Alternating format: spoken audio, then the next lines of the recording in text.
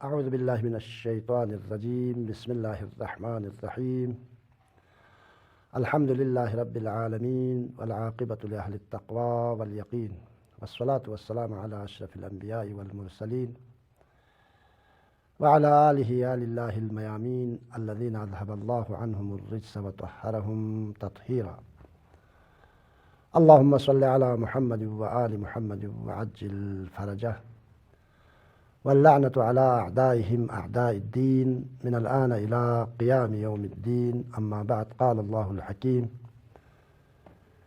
في محكم كتابه الكريم: أعوذ بالله من الشيطان الرجيم، بسم الله الرحمن الرحيم. وأنكحوا الأيام منكم والصالحين من عبادكم وإمائكم إن يكونوا فقراء يغنهم الله من فضله والله واسع عليم. صدق اللہ العلی العظیم. وقال علی علیہ السلام: ان للولد علی الوالد حقا وان للوالد علی الولد حقا وحق الولد علی الوالد ان يحسن اسمه ويحسن ادبه ويعلمه القرآن ويزوجه اذا بلغ وان لا يذوق الا طیبا. وصدق رسولہ النبی الکریم والائمۃ المعصومین. اولاد کے حقوق کے حوالے سے گفتگو ہو رہی تھی، اور پچھلے نشستوں میں عرض ہوا کہ جب خداوند متعال انسان کو اولاد کی نعمت سے نوازیں تو ماں باپ پر کچھ ابتدائی ذمہ داریاں اور ڈیوٹی ہوتی ہیں، اور کچھ حقوق ہوتے ہیں اولاد کے. اور اولاد کے بنیادی 5 حق پیغمبر گرامی اسلام اور ائمہ طاہرین کے احادیث میں اور قرآن مجید کی آیات میں بھی جو ہے ان حقوق میں سے بعض اہم حقوق کے حوالے سے متعدد آیات قرآن مجید میں بھی موجود ہیں.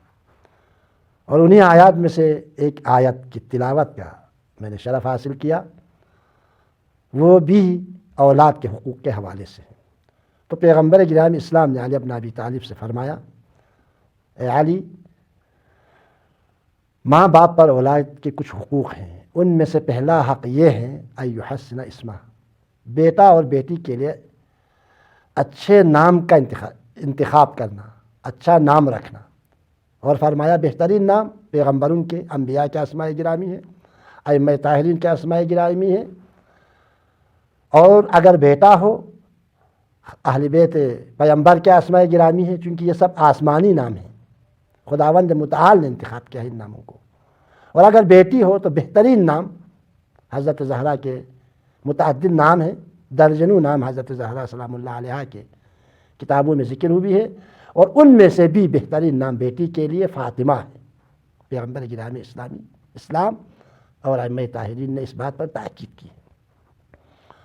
اولاد کے دوسرا حق ماں باپ پر کیا ہے؟ ان یحسن ادبہ، اسلامی آداب سے، آداب اسلامی سے بیٹے اور بیٹی کو بالغ ہونے سے پہلے مالا مال کر دیں، آداب اسلامی سکھائیں.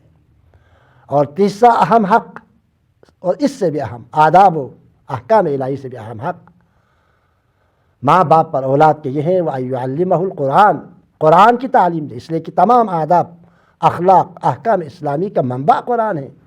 اور اس سے بھی بڑھ کر قرآن کلام خدا ہے. حدیث بھی ایک لحاظ سے کلام خدا ہے، لیکن الفاظ رسول اللہ کے ہیں. لیکن قرآن میں جو الفاظ ہیں، معانی ہیں، مفہوم ہیں، سب خداوند متعال کا کلام ہے. لہٰذا اور قرآن کی تلاوت، کل بھی عرض ہوا، ڈائریکٹ انسان کا خدا سے رابطے کا نام ہے، خدا سے ہم کلام ہونے کا نام ہے. البتہ کسی کے یہ بات سمجھ میں آئے، قرآن کی تلاوت خدا سے ہم کلام ہے. جب کوئی انسان ڈائریکٹ اپنے خالق سے ہم کلام ہو تو اس کی فکر بھی بدل جائے گی، اس کے کردار اور گفتار میں جو نقائص ہیں وہ بھی دور ہو جائے گا. لہٰذا ماں باپ پر اولاد کے حقوق میں سے ایک اہم حق اور سب سے اہم حق قرآن کی تعلیم، احکام قرآنی سے روشناس کرانا، اور تعلیمات قرآن سے اولاد کو روشناس کرانا. یہ ماں باپ کی ذمہ داری ہے. البتہ قرآن کے حوالے سے کم از کم 4 نشستوں میں علی بن ابی طالب کے 2 خطبوں کا کم از کم ترجمہ حق رکھتا تھا کہ آپ حضرات کی خدمت میں پیش کروں علی کے کلام کو قرآن کے حوالے سے، ائمہ کے کلام کو، رسول اللہ کے فرامین کو لیکن ہماری نشستوں میں اتنی وسعت نہیں ہے، ہم ان تفصیلی مباحث میں چلے جائیں۔ اور ایک اور اہم حق ماں باپ پر اولاد کے وَأَن يُزَوِّجَهُ إِذَا بَلَغَ، اور اس حق کے بارے میں قرآن کی متعدد آیات میں بھی تاکید ہوئی ہے۔ قرآن مجید کی ان آیات کی روشنی میں پیغمبر گرامی اسلام کے احادیث، ائمہ طاہرین کے احادیث کی روشنی میں میرے خیال میں بالغ ہونے سے پہلے ماں باپ پر، بالغ ہونے کے بعد ماں باپ پر کوئی حق نہیں ہے، بلکہ ماں باپ کا حق اولاد پر ہوتا ہے۔ سب سے اہم ترین حق ائمہ کے فرامین، رسول اللہ کے ارشادات، خداوند متعال قرآن مجید کی آیات کی روشنی میں اولاد کے حوالے سے سب سے اہم حق اور سب سے اہم فریضہ ماں باپ کا وَأَن يُزَوِّجَهُ إِذَا بَلَغَ، جب بیٹے اور بیٹی جو ہے حد بلوغ کو پہنچ جائیں تو ان کی شادی کا بندوبست کرنا بہت اہم اسلامی احکام میں سے ہے۔ قرآن مجید میں متعدد آیات میں من جملہ یہ آیت فَانكِحُوا مَا طَابَ لَكُم مِّنَ النِّسَاءِ، پاک اور پاکیزہ عورتوں سے شادی کر لو، پاک اور پاکیزہ مردوں سے شادی کر لو، گناہ میں آلودہ مردوں سے شادی نہ کرنا۔ دنیا کے مال کی وجہ سے، مقام کی وجہ سے، دولت کی وجہ سے، اقتدار کی وجہ سے، کرسی کی وجہ سے اپنی بیٹیوں کو ناصالح افراد کے حوالے نہ کر دینا۔ اور اسی طرح بیٹے کے لیے بھی پاک و پاکیزہ لڑکیوں سے شادی کریں۔ مال و دولت کی بنیاد پر امیروں کی لڑکیوں سے شادی کے چکر میں نہ پڑنا، بلکہ یہ دیکھنا کہ واقعی ایمان رکھتی ہے یا نہیں، صالحہ ہے یا نہیں، نیک کردار ہے یا نہیں۔ دونوں طرف سے ہم بیٹیوں کی ذمہ داری ہے، اچھے شوہر تلاش کریں، صالح نیک کردار شوہر تلاش کریں۔ پیسے کے خاطر، کرسی کے خاطر، مقام کے خاطر شادی نہ کریں۔ اور دوسری طرف سے بیٹوں پر بھی فرض ہے وہ اپنے لیے شریک حیات کا انتخاب میں معیار اسلامی احکام کو بنا دیں، آئے واقعاً یہ قرآن و سنت پر عمل پیرا ہے یا نہیں، یہ خاندان جس سے رشتہ طلب کیا جا رہا ہے کیا یہ نیک خاندان ہے یا نہیں، یہ مہم ہے۔ ماں باپ کی بھی ذمہ داری ہے جب بالغ ہو جائیں تو اس قانون سے کوئی بھی مستثنیٰ نہیں ہے۔ وَأَنكِحُوا، انکحو ادبی لحاظ سے جمع کا صیغہ ہے، جمع کا صیغہ اور فعل امر سے ہے، امر وجوب پہ دلالت کرتی ہے، سب پر واجب ہے۔ جب بالغ ہو جائے تو بیٹے بیٹیوں کی شادی کی بندوبست کرو۔ وَأَنكِحُوا مَا طَابَ لَكُم مِّنَ النِّسَاءِ، یہ ایک آیت پاک و پاکیزہ خواتین سے شادی کر لو، اور دوسری آیت میں وَأَنكِحُوا الْأَيَامَ مِنكُمْ وَالصَّالِحِينَ مِنْ عِبَادِكُمْ وَإِمَائِكُمْ، اپنی غیر شادی شدہ لڑکیوں، کنیزوں اور اپنے شائستہ غلاموں اور جوانوں کا نکاح کر دو اور ان کے لیے رشتے تلاش کرو، ان کی شادی کا بندوبست کرو۔ إِن يَكُونُوا فُقَرَاءَ يُغْنِهِمُ اللَّهُ مِنْ فَضْلِهِ، اگر تم فقیر ہو، نادار ہو، مال و دولت نہ رکھتا ہو تو خداوند متعال اس شادی کی برکت سے، اس شادی کے نتیجے میں امیر بنا دے گا، مادی حوالے سے غنی بنا دے گا، دولت مند بنا دے گا، مالدار بنا دے گا، کروڑ پتی بنا دے گا۔ لیکن شاید یہ ہے کہ شادی کرو، اور یہ قانون فطرت ہے، انسان کی فطرت کے مطابق ہے۔ قرآن کا یہ حکم انسان کی فطرت کے مطابق ہے۔ پورے نظام ہستی میں ازدواج کا نظام حاکم ہے، حتیٰ حجر اور مدر میں بھی، مٹی میں بھی، پتھروں میں بھی نظام تزویج اور ازدواج حاکم ہے تکوینی طور پر۔ چنانچہ قرآن مجید میں خداوند متعال اور کائنات کی کوئی چیز جو ہے وہ مستثنیٰ نہیں ہے نظام قانون زوجیت سے، قانون تزویج سے، جفتگیری کے قانون سے۔ کوئی کائنات کا ذرہ جو ہے اس نظام اور اس قانون پر عمل پیرا ہونے پر مجبور ہے، صرف انسان مختار ہے۔ چنانچہ خداوند متعال قرآن مجید میں سورہ زاریات کی 49ویں آیت ہے، فرماتے ہیں وَمِن كُلِّ شَيْءٍ خَلَقْنَا زَوْجَيْنِ لَعَلَّكُمْ تَذَكَّرُونَ، اور ہر شے میں ہم نے جوڑا بنا لیا ہے۔ حجر میں بھی جوڑا ہے، مدر میں بھی ہے، نباتات میں بھی ہے، حیوانات میں بھی ہے، انسان میں بھی ہے، ہر چیز کے ہم نے جوڑا بنا دیا، جفت بنا دیا، ایک نر کی شکل میں، ایک مادے کی شکل میں، ہر چیز میں یہ قانون۔ لیکن انسان اور دوسری چیز میں فرق یہ ہے، دوسری چیزوں میں یہ قانون حاکم ہے لیکن تکوینی طور پر، غیر ارادی طور پر، غیر اختیاری طور پر، خود بخود خداوند متعال کے ارادے سے یہ کام انجام پاتا ہے۔ صرف انسان اور حیوان ہے، حیوان میں بھی لذات جنسی کے حیثیت سے خداوند متعال نے حیوانات میں بھی قانون ازدواج کو حاکم کیا ہے حیوانات پر، لیکن واقعاً حیوانات میں عجیب و غریب سسٹم نظر آتا ہے، لیکن انسان ہے واقعاً عجیب و غریب حیوان ہے، انسان حیوان ہے، حیوان ناطق ہے، انسان کی شکل میں ہے، لیکن قانون الہی کے خلاف قدم اٹھاتے ہیں۔ اس حوالے سے خداوند متعال کا حکم یہ ہے، قرآن کا حکم عامر ہے، واجب ہے، اگر گناہ میں پڑنے کا خطرہ ہو تو واجب ہے بالغ ہوتے ہی شادی کر لو، چاہے بیٹی ہو چاہے بیٹا۔ لیکن انسان کیا کرتا ہے؟ حکم خدا کو پائمال کر دیتا ہے، شادی کرنے کے بجائے نعوذ باللہ نعوذ باللہ، یہ منبر رسول سے بیان کرنے والی باتیں نہیں ہیں، عام مومنین کے درمیان بیان کرنے والی باتیں نہیں، آپ مجھ سے بہتر جانتے ہیں۔ یہ انسان ہے، جب انسانیت سے گر جاتا ہے تو اولئک کالانعام بل ہم اضل، قرآن نے مثال دیا ہے۔ یہ انسان شکل میں انسان ہے، چلتا پھرتا لاش ہے، لیکن حقیقت میں کالانعام بل ہم اضل، حیوانات سے بھی پستر ہے۔ ہم جنس بازی شروع کرتے ہیں، نعوذ باللہ، انٹرنیشنل سطح پر قانون پاس کر دیتا ہے، حالانکہ جرم ہے یہ، خدا کے بنائے ہوئے قانون کے تحت باقی چیزات میں تزویج جو ہے قانون تکوینی کے مطابق انجام پاتا ہے، لیکن انسان کے لیے شادی اور تزویج اور جفتگیری کا مسئلہ جو ہے قانون تشریعی کے مطابق انجام پانا چاہیے، حکم الہی کے مطابق، خداوند متعال کے ارادے کے تحت، خداوند متعال کے خواہش کے تحت انسان میں خواہش پیدا ہوتا ہے، عشق پیدا ہوتا ہے، محبت، اور مرد اور عورت کے درمیان مہربانی سے یہ سلسلہ قائم ہونا چاہیے۔ چنانچہ قرآن مجید کا حکم یہ ہے، قرآن مجید میں فرماتے ہیں وَمِنْ آيَاتِهِ أَنْ خَلَقَ لَكُم مِّنْ أَنفُسِكُمْ أَزْوَاجًا، اور اللہ کی نشانیوں میں سے ایک یہ بھی ہے کہ اس نے تمہارا جوڑا تم ہی میں سے پیدا کیا، انسان ہے، ایک کو نر کی شکل میں، ایک کو مادے کی شکل میں، کس لیے؟ لِتَسْكُنُوا إِلَيْهَا وَجَعَلَ بَيْنَكُم مَّوَدَّةً وَرَحْمَةً، تاکہ تمہیں ایک دوسرے کے ساتھ مل کر بیٹھنے سے سکون حاصل ہو جائے، انسان کی تسکین کے لیے۔ غیر ازدواجی زندگی اصل زندگی نہیں ہے اسلام کے نقطہ نگاہ سے۔ انسان اگر سکون چاہتا ہے تو شادی کر لو، یہ قرآن آیت۔ نظام تزویج اور ازدواج اور شادی کا قانون اسلام اس لیے رکھا ہے تاکہ سکون حاصل کرو ایک دوسرے سے، روحی سکون حاصل کرو، جسمی سکون حاصل کرو، فکری سکون حاصل کرو۔ وَجَعَلَ بَيْنَكُم مَّوَدَّةً وَرَحْمَةً، قانون تشریع کے مطابق اگر شرعی نکاح کے ساتھ اگر ازدواجی زندگی منسلک ہو جائے تو ہم ایک دوسرے کے لیے باعث تسکین بن جاتا ہے، خداوند متعال کا وعدہ ہے۔ ہم خداوند متعال نے اس قانون کے مطابق اگر شادی کر لے تو تمہارے درمیان الفت و محبت پیدا کر دیتا ہے، واقعاً پیدا کرتا یا نہیں؟ پاکستان میں پیدا ہوئے مرد امریکہ میں جا کے شادی کر رہے ہیں، آپس میں محبت ایجاد ہوتی ہے یا نہیں؟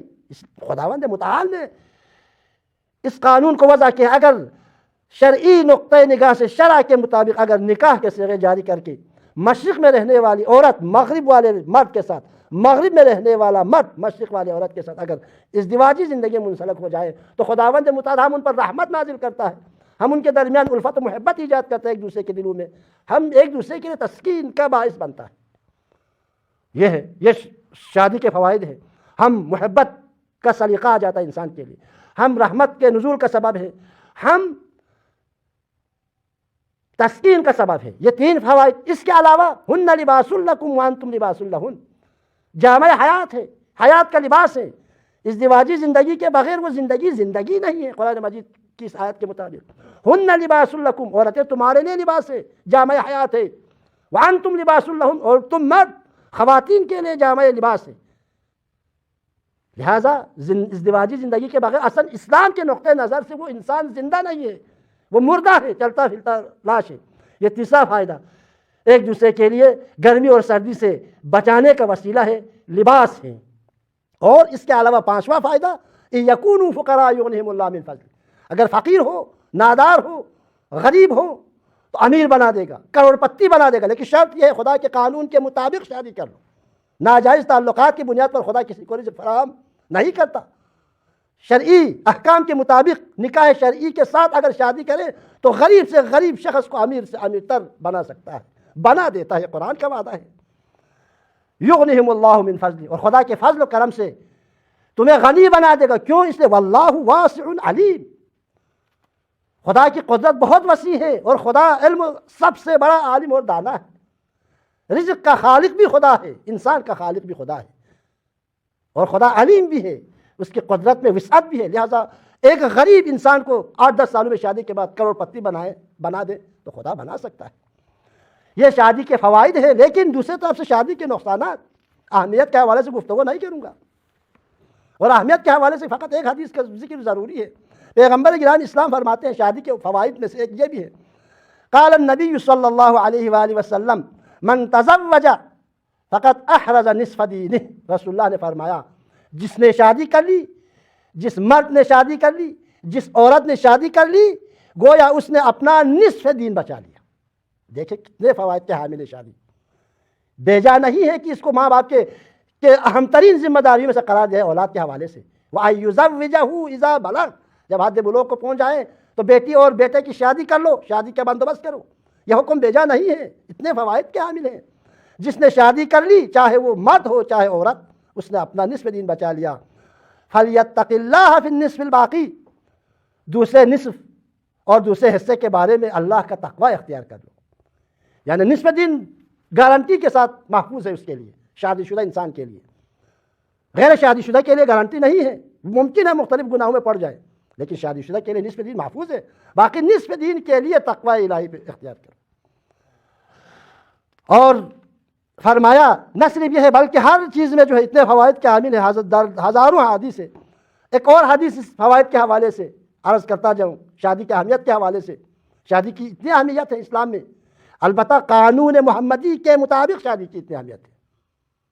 ہر قسم کے جنسی تعلقات کی نہ صرف اہمیت ہے بلکہ انسان کے لیے وبال جان ہے، مذمت ہوئی ہے۔ ایک اور حدیث میں رسول اللہ صلی اللہ علیہ وآلہ وسلم حضرت امام محمد باقر علیہ السلام سے حضرت امام جعفر صادق علیہ السلام نے حضرت امام محمد باقر سے، انہوں نے اپنا آبا و اجداد سے، انہوں نے علی ابن ابی طالب علیہ السلام سے، امیر المؤمنین پیغمبر گرامی اسلام سے اس حدیث کو نقل کرتے ہیں کہ پیغمبر گرامی اسلام نے فرمایا الرکعتان یصلیہما رجل متزوج افضل من رجل اعزب یقوم لیلہ ویصوم نہارہ۔ شادی شدہ مرد اور عورت کی 2 رکعت نماز اس غیر شادی شدہ مرد اور عورت کی عبادت سے افضل ہے جو رات بھر عبادت میں گزارتا ہو اور دن بھر روزہ رکھتا۔ کیا فائدہ رات بھر روزہ عبادت میں گزارنے کا؟ دن بھر روزہ رکھنے والے غیر شادی شدہ مرد اور رات بھر عبادت کرنے والی عورت اور دن بھر روزہ رکھنے والی عورت خدا کی خوشنودی کے لیے، اس کے رات دن کی عبادت سے شادی شدہ عورت اور مرد کی 1 رکعت نماز بہتر ہے، فضیلت کے حوالے سے زیادہ ثواب ہے اس کے لیے۔ لہٰذا اسلام میں جو ہے شادی کی اتنی اہمیت اسلام میں بیان ہوئی ہے۔ اور اس کے علاوہ شادی کے نہ کرنے والوں کے مذمت کے حوالے سے 2 روایت آپ حضرات کی خدمت میں نقل کروں، چونکہ 2 منٹ بچتا ہے میرے وقت کے مطابق۔ پیغمبر گرامی اسلام فرماتے ہیں شادی نہ کرنے کی مذمت اور نہ کرنے کے مضرات، نقصانات انسان کے لیے، جوان بیٹے کے لیے، جوان بیٹی کے لیے، مرد کے لیے، عورت کے لیے، خواتین کے لیے کیا نقصانات ہیں؟ پیغمبر گرامی اسلام فرماتے ہیں قال النبی صلی اللہ علیہ وآلہ وسلم اکثر اہل النار العذاب، جہنمیوں میں سے اکثریت ان لوگوں کی ہوگی جنہوں نے شادی نہیں کی تھی۔ جہنم میں جانے والوں کی اکثریت غیر شادی شدہ ہوں گے۔ ایک اور حدیث میں فرمایا شرار موتاکم العذاب، تمہارے مرنے والوں میں سے بدترین مرنے والا کون ہے؟ غیر شادی شدہ شخص ہے۔ اگر شادی کیے بغیر مر جائیں تو دنیا کی بدترین موت ہے۔ اور اس کے بعد فرمایا ایک اور کلام میں شرارکم عذابکم والعذاب اخوان الشیاطین، شرارکم عذابکم والعذاب اخوان الشیاطین، تم میں سب سے زیادہ شریر بدتر تمہارے غیر شادی شدہ افراد ہیں۔ اور اس کے بعد فرمایا والعذاب اخوان الشیاطین، والعذاب اخوان الشیاطین، اور غیر شادی شدہ افراد شیطان کے بھائی ہیں، شیطان کی بہنیں ہیں۔ اتنی مذمت ہوئی ہے۔ لہذا رسول اللہ صلی اللہ علیہ وآلہ وسلم نے فرمایا ماں باپ پر اولاد کے حقوق میں سے سب سے اہم ترین حق بیٹے اور بیٹی کی شادی کا بندوبست کرنا جب وہ حد بلوغ کو پہنچ جائے۔ اور ایک اور حدیث سنتے جائیں، دنیا سے جانے کے بعد پتہ چل جاتا ہے شادی کی کتنی اہمیت ہے۔ پیغمبر کرام اسلام فرماتے ہیں خیار امتی المتأہلون، میری امت کے بہترین افراد وہ ہیں جو شادی شدہ ہیں۔ خیار امتی المتأہلون، میری امت کے بہترین افراد وہ ہیں جو شادی شدہ ہیں۔ وشرار امتی العذاب وشرار امتی العذاب، میری امت کے بدترین افراد وہ ہیں جو غیر شادی شدہ ہے۔ ایک اور حدیث، اور آپ حضرات کی زحمت پہ تمام، ایک اور حدیث میں رسول اللہ صلی اللہ علیہ وآلہ وسلم نے فرمایا لو خرج العزاب من موتاکم الى الدنیا، لو خرج العزاب من موتاکم الى الدنیا لتزوجوا، جو لوگ شادی کیے بغیر مر گئے ہیں اگر انہیں دنیا میں لوٹا دیا جائے خداوند متعال، کسی کو نہیں لوٹنے کی اجازت کسی کو نہیں دیتا خداوند متعال، لیکن فرض کرے، فرض محال کی ہمارے طلبگی اصطلاح میں محال نہیں ہے۔ پیغمبر گرامی اسلام فرماتے ہیں اگر جو لوگ شادی کیے بغیر مر گئے ہیں اگر انہیں دنیا میں لوٹا دیا جائے تو لتزوجوا، تو وہ ضرور شادی کریں گے۔ اس لیے وہاں جا کے شادی نہ کرنے کے نقصانات اس کے سامنے آتے ہیں، شادی کرنے والوں کے فوائد۔ عالم برزخ میں جب پہنچ جاتا ہے تو پردے ہٹ جاتا ہے، حقیقت واضح ہو جاتا ہے، کھل کر سامنے آ جاتا ہے، وہاں شادی کی اہمیت اسے معلوم ہوتا ہے۔ لہٰذا اس کی آرزو ہوتی ہے کہ اگر دنیا میں ایک دفعہ مجھے پلٹا دیں خداوند متعال تو میں اس دفعہ جاتے ہی شادی کر لوں گا۔ خداوند متعال کی بارگاہ میں ہم دعا کرتے ہیں کہ ہم سب کو رسول اللہ صلی اللہ علیہ وآلہ وسلم کے نورانی کلام، ائمہ طاہرین کے ان نورانی ارشادات اور قرآن مجید کے ہدی و کتاب و نور مبین، جس کے بارے میں خود خداوند متعال نے فرمایا ہے، قرآن مجید کے آیات کی تلاوت کو سمجھ کر پڑھنے اور ان پر عمل پیرا ہونے کی توفیق عنایت کریں۔ والسلام علیکم ورحمۃ اللہ وبرکاتہ۔